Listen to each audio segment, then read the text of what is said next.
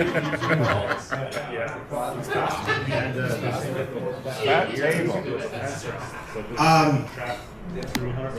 the first vice chair of the First of Canada.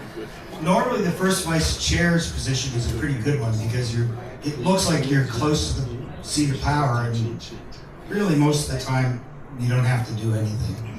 But Robin kind of left me with work to do 1 year, unfortunately, and earlier today I had to fill in for a guy who's approximately twice my height. And now, later on, I've got to fill in for a guy who's closer to my height, at least. Our chairman of our awards committee is unable to be here. So I will be hosting this part of our evening. And we'll start off with a presentation, or the piece that I would have done regardless. A Lifetime Achievement Award. About this time last year, a very good friend of mine and a very good friend of the Institute's was diagnosed with a pretty serious condition. And we became aware of that shortly after we arrived home from the first meetings in Edmonton. We can go to the next slide, I guess. As a result of that, and once we became aware of Paul's condition, we essentially moved ahead with what was a well-deserved award for him, but we wanted to do it while he was still around to appreciate it. So the award was actually given to Paul last summer in early August. Now I'll have to go to my recorded notes here. Both Paul and I grew up in Western Nova Scotia. I first met Paul when I was a 14-year-old kid who thought this wildlife biology career thing would probably be a good idea because obviously you were just going to spend time in the woods and working with animals and hunting and fishing. Little did I know that wasn't really where this career took you, but in any case, that's what I thought at the time. And when Paul arrived and the 14-year-old met him, he became a mentor fairly early in the game for me. Interestingly enough, as things went on and I was in university and ended up working on beaver management for my master's thesis, which was exactly what Paul had done for his master's thesis, only earlier on, different aspects. So I ended up spending 2 winters, 2 or 3 days a week, jumping in and out of a helicopter with Paul trapping beaver in the backcountry of Western Nova Scotia.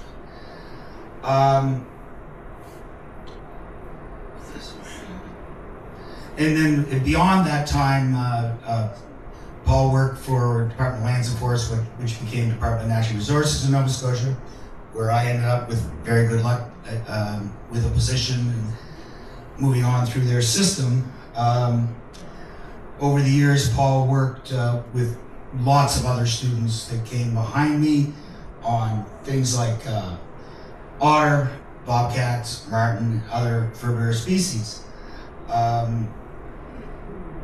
Paul was involved with the Trappers Association of Nova Scotia, was established, I believe, in 1968, and coincidentally about the time when Paul entered the service of, in those days, Department of Lands and Forests.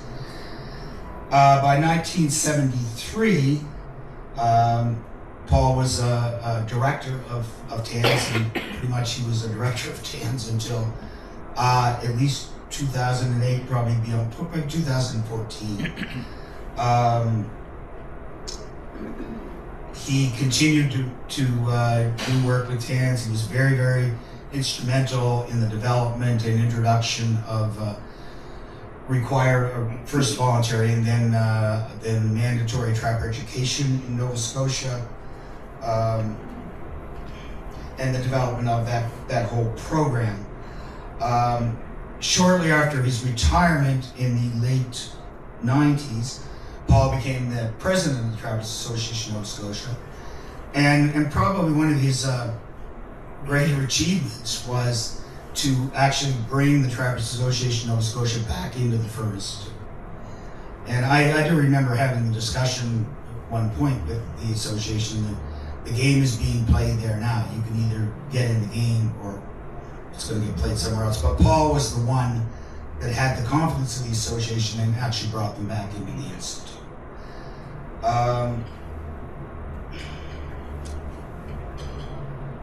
Following that time,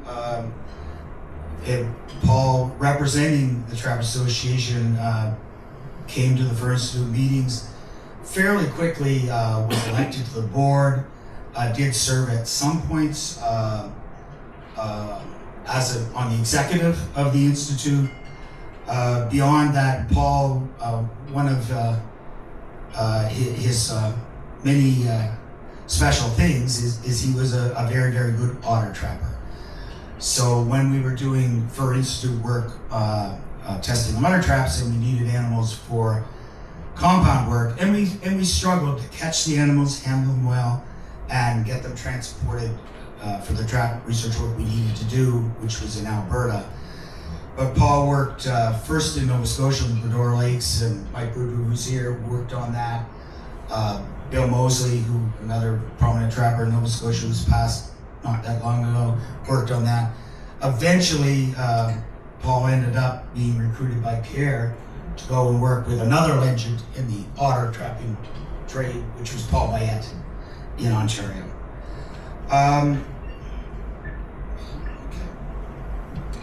I'll close in a minute with a video, but there was a writing of Paul's that ended up getting posted in a Métis newsletter in Nova Scotia that I thought was very fitting to read tonight. So these are Paul's words.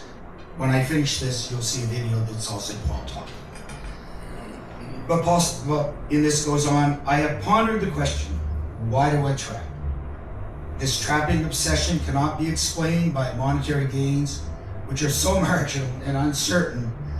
I have to look at my ancestors within the process of evolution to explain the Creator's design of human behavior. To assure survival and development, the Creator surely had to cause the evolution of natural instincts, desires, and contentment in association with hunting and gathering. I cannot conceive that a few centuries of modern living would completely erase the instincts that are millions of years old. I believe modern man still pursues these natural instincts, even in unnatural settings, and when substitute behaviors satisfy these urges. I have also looked at the morality of trapping, since modern man has detached himself from nature and often considers animal use immoral. For me, morality implies a spiritual connection to goodness and respect according to conscience, God or the Creator. My understandings and feelings for nature are central to my soul. Thus, spiritually on the trap line, I feel that I am one with nature. And I will proceed.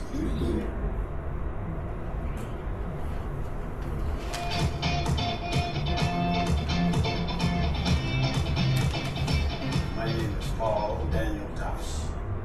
I'm a retired wildlife biologist, a retired fur farmer.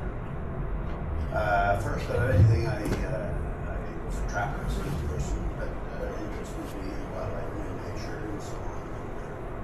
I am now retired and involved with the Métis Association. I have some Aboriginal ancestry. There was a man, an Aboriginal person in my community that had no children, but he had been brought up in the canoe with his father, who was a guide, a hunter, a trapper, a fisherman. He wanted to follow the Aboriginal tradition as his father had done for him.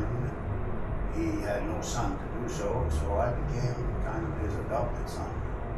And he brought me in the woods in school from the time I was 10 years old until I went away to university and chose a career in nature as wildlife biology because of him.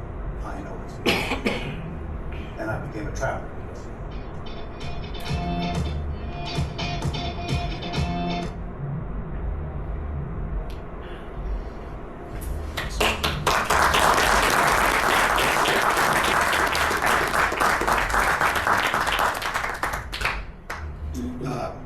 next award and person to be recognized this evening who received the Neal Jotham Award. I'd like Pierre Canac-Marquis, who knows the recipient very well, to come up and speak to them. Vas-y, Pierre. Ouais, on y va.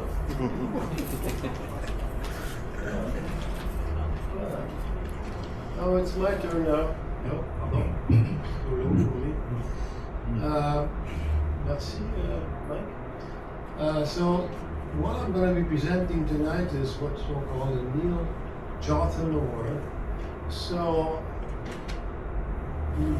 it's very difficult for me as a French Canadian to don't take much time to speak. I've been a French Canadian to speak all the time, so, and they gesture all the time. So. Anyway, but just to say that I'm really honored to present this award. The first time I come up here, I'm probably the oldest part of the furniture of this organization. I've been there since the beginning. I think I've been a member for 43 years. But still, I'm really honored to. No, you're not older than me. I'm really honored to present this award in the name on behalf of Neal. Neal was a very close friend of mine, and he was a very close colleague of mine. Together, we did a lot of work on the trap research kind of stuff since the beginning of this organization. So this award here. In fact, recognize the individual whose research, teaching, services in that faculty has been an impact in Canada, but also on the international scene that has significantly to the welfare of animals. This is really the focus of this work. So, I think Neal also would be very proud, knowing very, of course, he's passed away a few years ago, unfortunately. But he would be very proud of the recipient of this award tonight. And in fact, this award was motivated for all these very good reasons. This guy, the recipient, of course, he took over the management and the operation of his family business, which was initiated by his father and his uncle in Quebec, of course. Alors, je vais parler un peu français, bien sûr. Alors, grâce à ses compétences personnelles, son excellente vision du monde du piégeage, et il suivait les suggestions des trappeurs, of the trappers, de l'Institut, of course, of the Institute.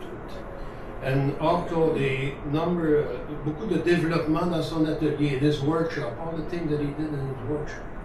Il a conduit, he conducted this thing to what we consider now to be the premier piège commercial, the first commercial trap in the world. That's nothing. It's really something to be considered as modern. In English, you would say humane. In French, we don't have a word for that. Okay? We say sans cruauté, without cruelty. Bien-être animal. Yes. Yes, Madame, this is a major accomplishment. It was a major step we had. We went from the Stone Age to the modern age because of this family. For years, this company, Martin Trap, because that was the big thing, made the headlines because it has so many features that would eventually be understood as critical for humane trapping, as you would call it. Tight closing of the jaw, strong, oversized spring for a good clamping force, make this trap the first ever humane design trap. Killing trap, okay? We know them as the C-120 mag at the time, okay, for Martin. And it was used as a magnetite to describe a trap that closed tight or really produce a very, very, very quick death on the animal. Which, I'm telling you, if you go back in the 60s, was a major step ahead for us. Alors, suite à des nouvelles données, des number of tests, des commentaires des trappeurs, trapper comments, cette personne, this person, as an, it was something that we never had before, to listen to trappers, écouter les trappeurs, listen what they have to say, and develop this trap that was produced, this net now, calculated in second. Oh, boy, that was something else out of the industry. Nobody have ever heard of this before, because we're all, of course, targeted as a non-human person. Death was happening in hours and days and so on. So anyway, very discreet in nature, this guy. Oh, terrible. This individual attended many trappers meeting, listening more than bragging about his trap, although he could easily have done the latter without any shame.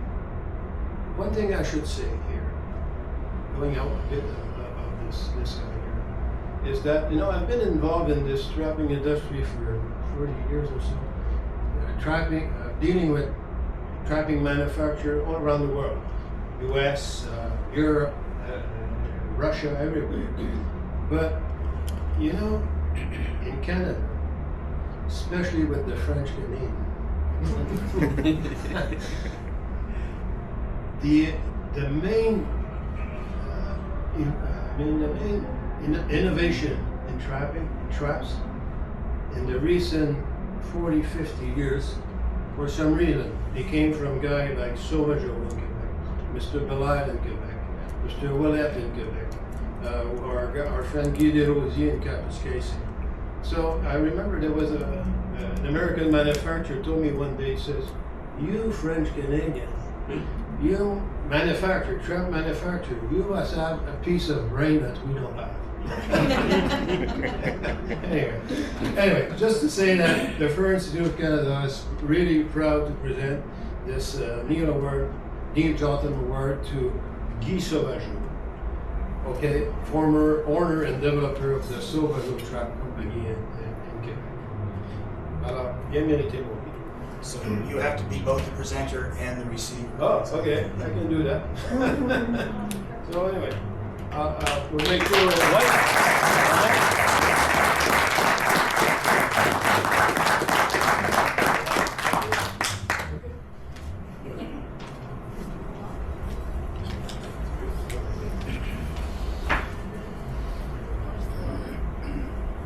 Okay, next up this evening would be the Lloyd Cook Award, and Trevor Wilkie from Trap Association Nova Scotia is going to do that.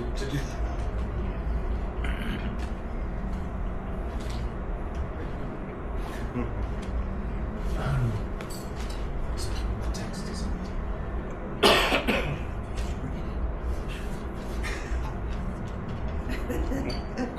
Okay. Yeah. I'm gonna retire soon. Okay, so just before I start out with this year award, I would like to thank the Fur Institute on behalf of the Trapper Association of Nova Scotia for honoring their former president Paul Tufts. It's quite an honor for his family and their association. Thank you. So here tonight, I'm here to present the Lloyd Cook Award. It's a memory of Lloyd Cook's commitment to excellence in trapping, trapper education, and public understanding of wildlife management. This award tonight is going to go to Mike Boudreau.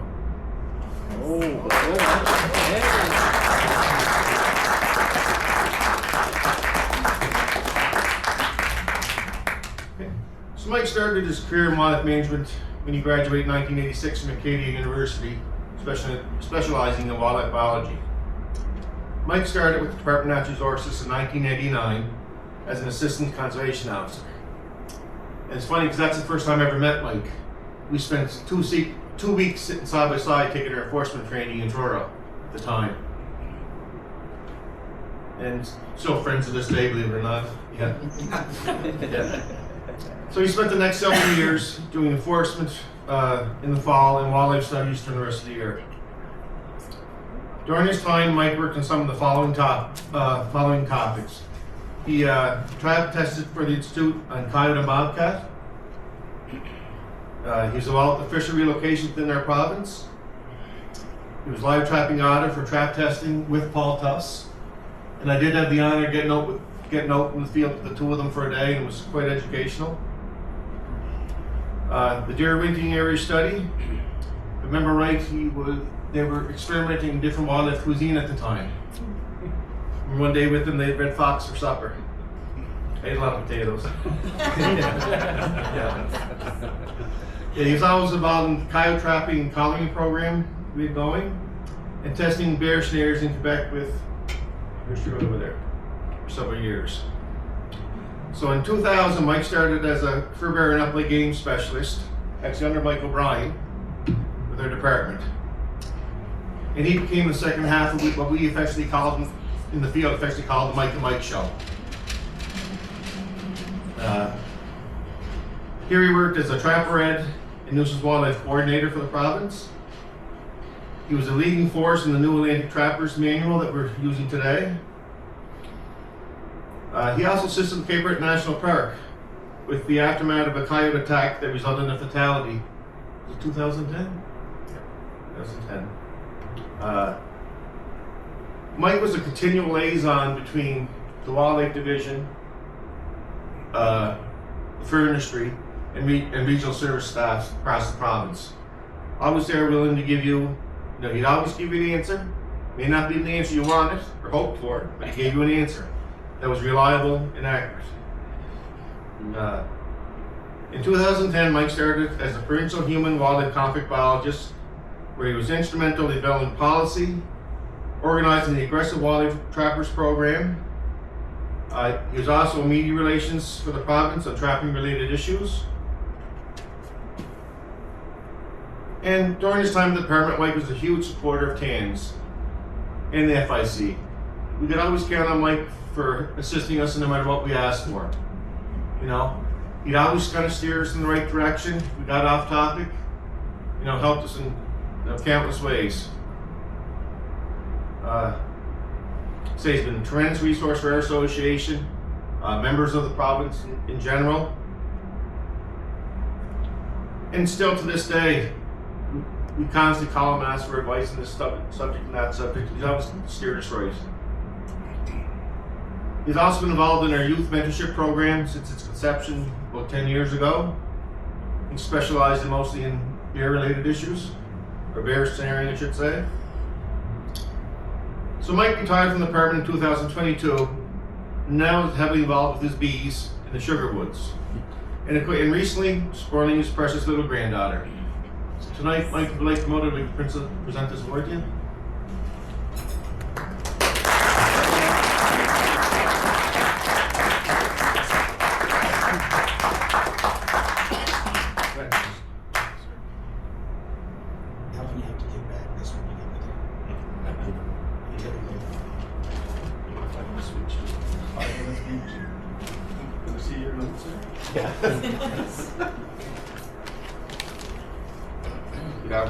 Mike showed up last Tuesday. Oh, a couple weeks ago. No, it wasn't. It was last week. And my first comment to him was, "You're Speaking of the mic. There's got to be somebody else."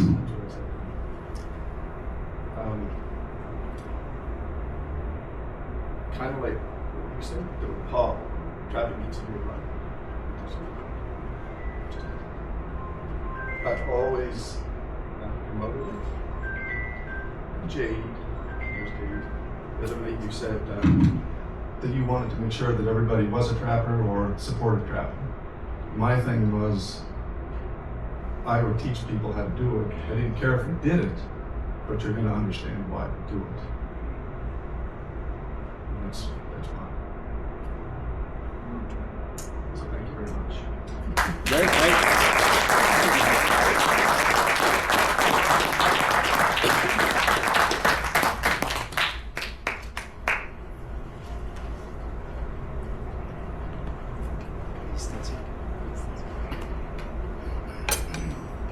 All right, getting to the fourth award of the evening, the Jim Bourque Award, and I'll ask Howard to come forward to do that.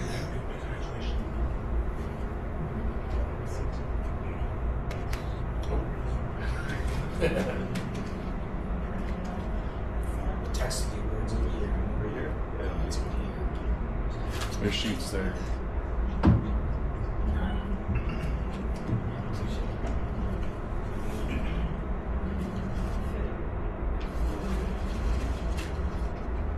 is on there too, so.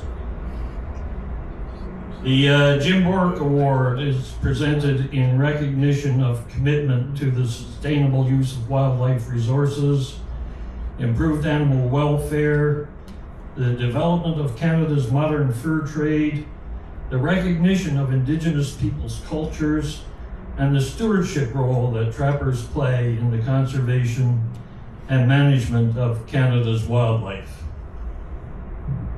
This year's recipient will unfortunately not be with us this evening or at any time in the future.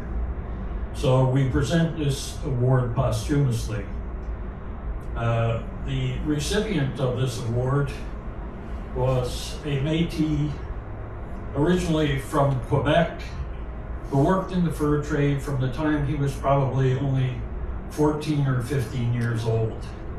He had a unique talent in explaining fur to people. Not about how you trap fur, not about how you use fur, but how you recognize that this fur is better than this fur is better than this fur. He was a fur grader all of his life, and he was widely known throughout the world. Anybody who knew about wild fur, who came to Fur Harvesters Auction, or prior to that, because he worked for damn near every auction house in the world over the course of time. He worked for the Hudson's Bay Company originally. He worked for Seattle Fur Exchange. He worked for NAFA as it became after the Hudson's Bay Company.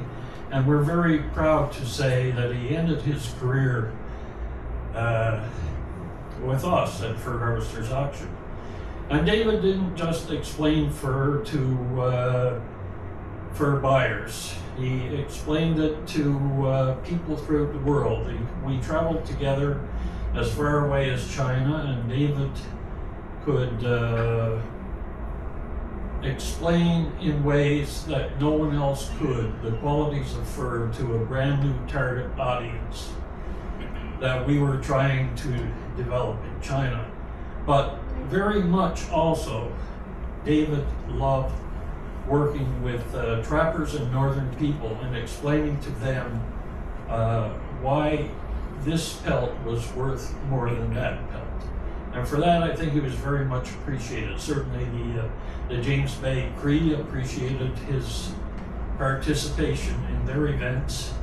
And one of the last events that David participated in, we traveled together to the Northwest Territories and took an ice road to Detta, where he worked with Indigenous trappers and wildlife officers from the Northwest Territories and explained to them the values of fur, and more specifically, the values of their fur. Anyway, David had a keen sense of humor. We miss him dearly in the spring, especially as we prepare for the March auction, because he could typically be expected to enter the beaver grading area saying, "Hello, good morning," or some such thing as this. He never took himself seriously, but he always took his job seriously. And we miss him very much, and I think he is a very deserving recipient of the Jim Bourque Award. Ladies and gentlemen, David Bosma.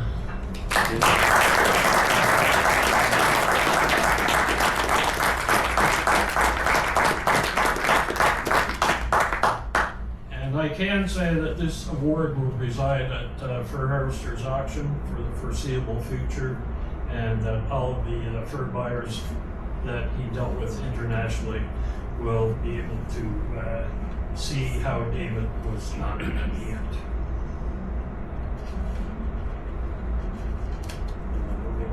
You are moving on. Howard doesn't get away that easy. He has 2 awards to present this evening.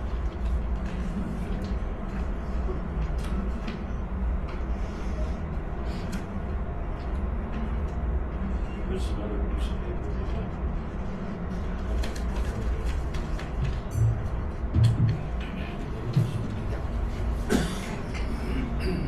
So the final award this evening, I think it's the final award, is the North American Furbearer Conservation Award.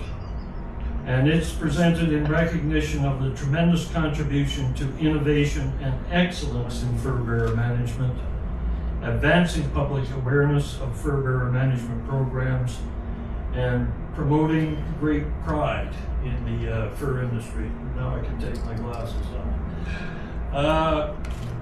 This year's recipient is a person that I have been privileged to have known since I moved to Ontario some 20-some years ago. And you talk about pride in fur-bearer management and dedication to his fellow trappers, and more than anything else, I think the search for the truth. He has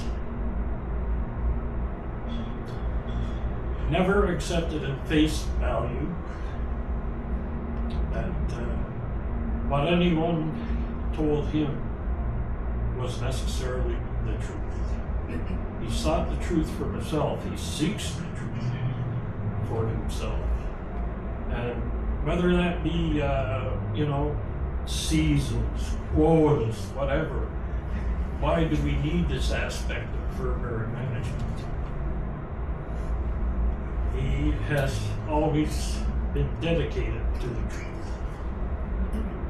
And one of the things that I think of most in the search for the truth is this so-called Eastern wolf.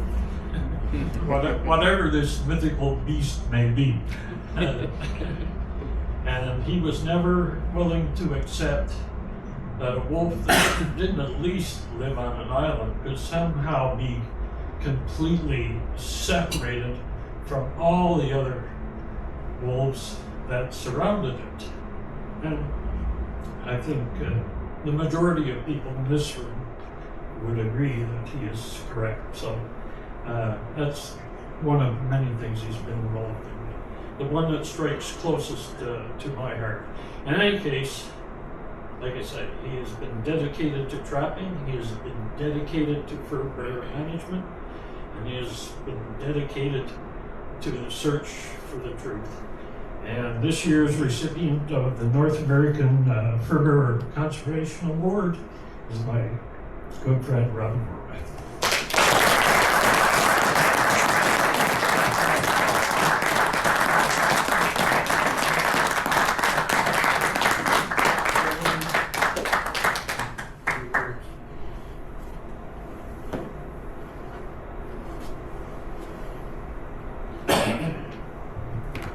How many people watch the Canadian Air Force?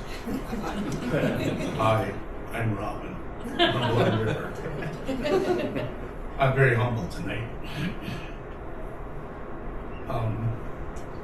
I trapped my first muskrat with my grandfather when I was 10 years old.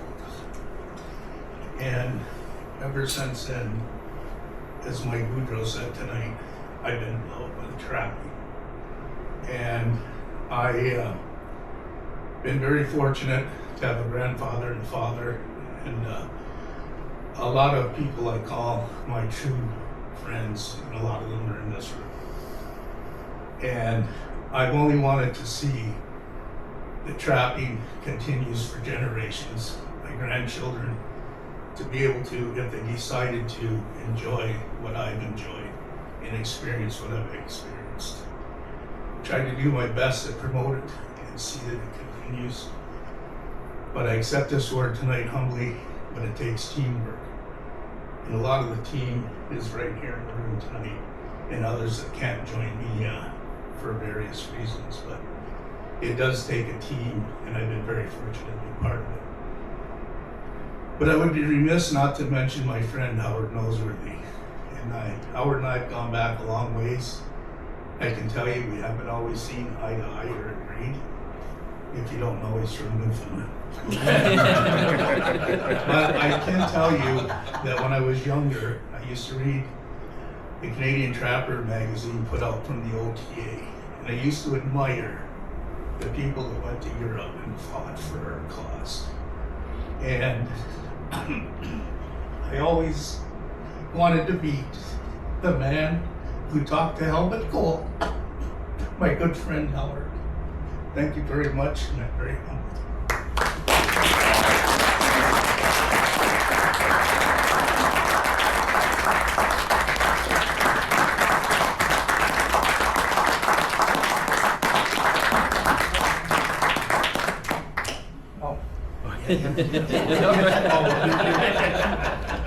Thank you. Well, that is it, and just I'd like to say I'm very proud to be involved in this tonight. Some good friends and well-deserving people. So, back to you.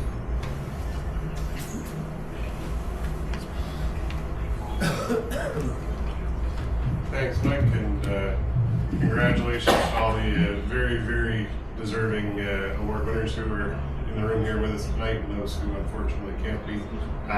We've got, I think, dessert on the way here shortly, and after that we'll get into our live auctions. So I encourage you all to take a minute and go check out the wonderful things over on the table on the side of the room. There's 13 cards left. And there are 13 cards left in the deck. The So winner is still in 13, so I recommend you. it's lucky number 13. So the next one probably is. Yeah, you want to read?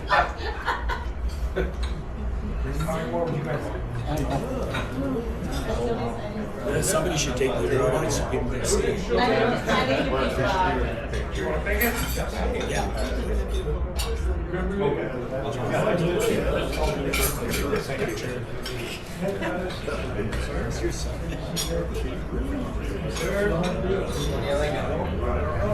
Oh, I do have my pen.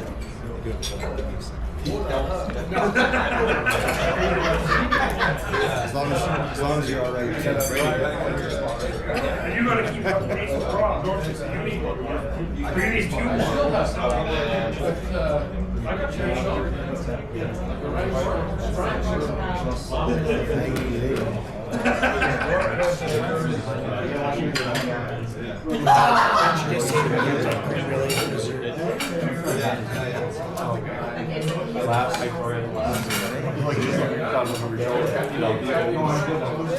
Why now?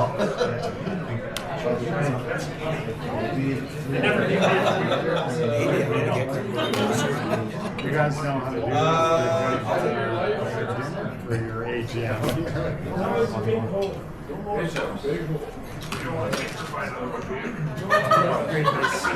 I've got a lot of